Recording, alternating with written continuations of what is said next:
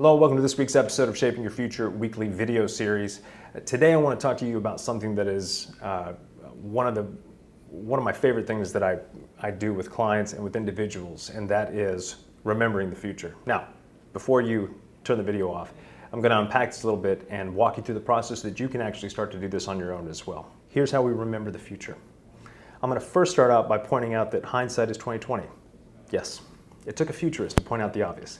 Hindsight is 20/20. And the reason that I say that is because all of us, I know for myself, if I look back, I can identify things that took place in the past 10 years that I'm still learning from. Now, the lessons I may have learned from them then are very different than what I learned from them now, but they are things that continue to teach me. So I'm going to present this question to you. Where do you see yourself and your company over the next 10 years?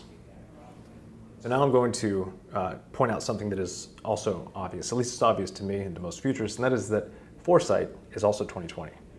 And the way in which this works is that we reframe the original question that we asked, and we change our perceptual location. So instead of being in the present day, 2017, we put ourselves in 2027. And I'm going to ask the same question just a little bit differently. As you look back over the past 10 years, what are the key pivotal moments, the things that you are most proud of, either as an individual or as an organization, that brought you to this point today? So now you can kind of see the difference. Question one provokes a linear response, where we project the present day out into the future without any experiential context at all to really inform us of what that future could look like. So we're just enlarging the present day and saying, well, that's what I'm aspiring to.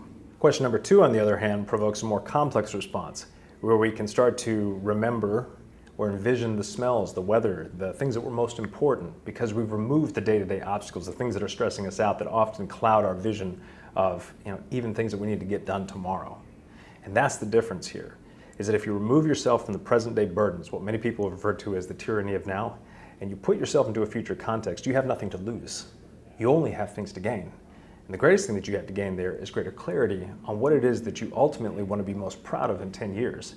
Not so much where you want to be, but who you want to be. And that is the point. Remembering the future is about gaining greater clarity on who it is that you ultimately aspire to be. As always, thank you for watching. And as I mentioned before, earlier part of this video here, if you answer that last question, the question about putting yourself 10 years in the future, and you send your response to me, take a crack at it. What your greatest aspirations were, what were the things that were really impactful to you as you look back and you remember your future? Send that to me, and then you and I'll set up a phone call, 30 minutes or so, and we'll really kind of dive in a little bit and talk about ways in which you can just begin to implement some of those things into your personal and professional life.